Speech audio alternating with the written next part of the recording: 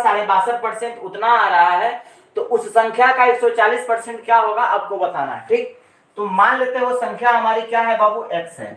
x का 62.5% मतलब इतना परसेंट बराबर कितना दिया है बाबू, तो 2375 दिया गया है। ठीक है, 62.5% का फ्रैक्शन वैल्यू होता है कितना बाबू, 62.5% का 5/8 होगा, बराबर कितना होगा, तो 2375 होगा।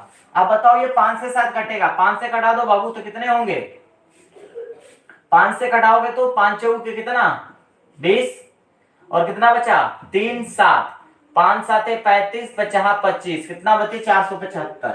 तो यहां से मुझे क्या मिल गया, तो यहां से मिला x बराबर कितना, x बराबर 8, ये 8 उधर गुणा में जाएगा इंटू 475, 8 से गुणा करो, 8 5 40 के 0, और 7 8 56, 56 4 60 के 0, और 8 के 32, 32 से कितना हुआ 3800।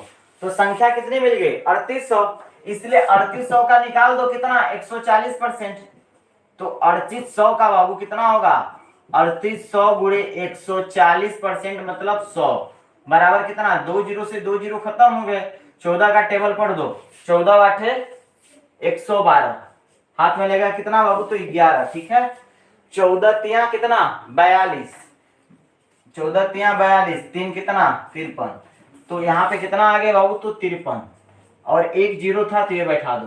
आंसर देखो 5320 किस ऑप्शन में दिया है, तो 5320 ऑप्शन नंबर सी आपका क्या होगा, सही होगा। 5320 आपका क्या होगा, सही आंसर है। आप देखो इसको ना, अब घबराना नहीं, अगर आपसे मैं पूछा हूं, आपसे मैं ये पूछूं कि इतना परसेंट है ना, 62.5% अब नंबर ही जितना, तो आप बताओ 62.5% को क्या लिखोगे, 62.5% का फ्रैक्शन वैल्यू कितना होता है, तो आप बताओ, आप बोलोगे सर कि 62.5% का फ्रैक्शन वैल्यू 5 बटा कितना होगा, तो 8 होगा।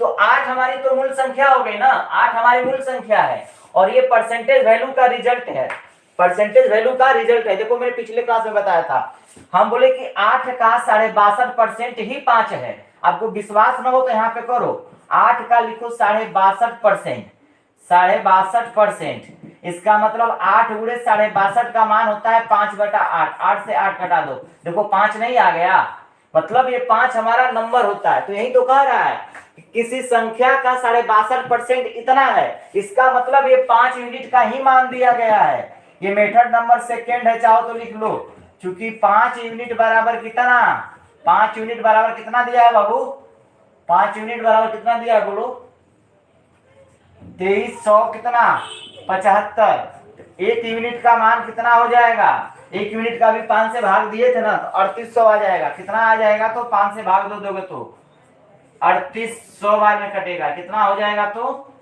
38 5 बार में कटेगा तो 3800 आएगा, नहीं नहीं नहीं, कितना आएगा 475 आएगा, कितना आएगा, तो 475, 475।